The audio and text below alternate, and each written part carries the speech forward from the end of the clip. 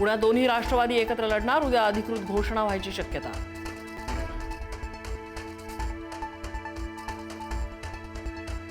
ठाकरे बंधूंमध्ये अजूनही काही जागांवर पेच असल्याची माहिती, काही जागांमध्ये अदलाबदल करण्याची मनसेची मागणी, तर जागा वाटपात कोणताही पेच नसल्याचा संजय राऊतांचा दावा।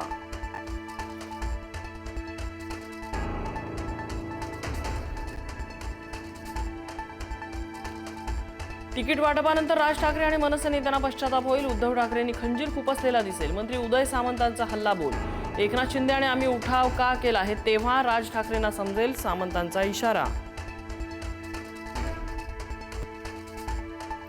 आमदार खासदारांच्या मुलांना आणि कुटुंबियांना उमेदवारी नाही, महापालिका निवडणुकीच्या पार्श्वभूमीवर भाजपचा मोठा निर्णय, राज्यात कुठेही आमदार खासदारांच्या मुलांना तिकीट नाही।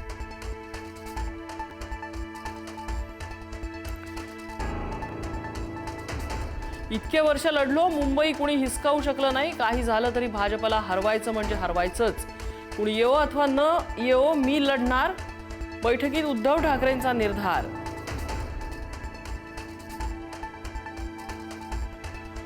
मनसेचा उद्या रंगशारदामध्ये मेळावा, पालिका निवडणुकीच्या पार्श्वभूमीवर राज ठाकरे कार्यकर्त्यांना करणार मार्गदर्शन, मुंबईतल्या पदाधिकाऱ्यांना उपस्थित राहण्याच्या सूचना।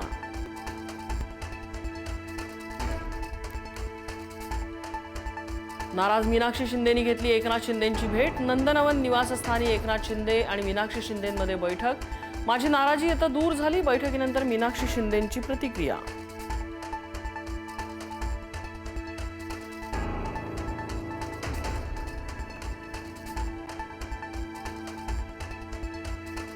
मुंबई महापालिकेसाठी काँग्रेस आणि वंचितच्या युतीची घोषणा, युतीत वंचितच्या वाट्याला 62 जागा तर इतर 28 जागांबाबत चर्चा सुरू। उद्योगपती गौतम अदानींच्या हस्ते आर्टिफिशियल इंटेलिजन्स कॉलेजचं अदानींच्या हस्ते उद्घाटन, कार्यक्रमाला पवार कुटुंब पुन्हा एकत्र, अजित पवार आणि रोहित पवारांचा एकाच गाडीतून प्रवास। बारामतीतल्या कार्यक्रमात शरद पवार आणि अजित पवारांमध्ये चर्चा, अदानींचं भाषण सुरू असताना काका पुतण्यामध्ये संवाद।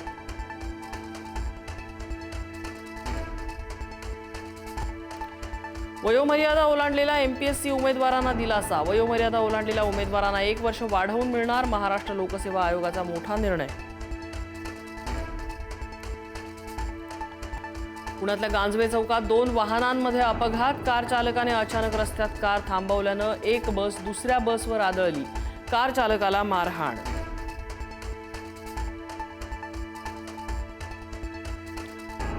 मराठमोळ्या आयुष म्हात्रेकडे भारताचं नेतृत्व, अंडर-19 वर्ल्ड कपसाठी आयुष म्हात्रे भारतीय संघाचा कर्णधार, दक्षिण आफ्रिका दौऱ्यासाठी वैभव सूर्यवंशीकडे कर्णधारपद।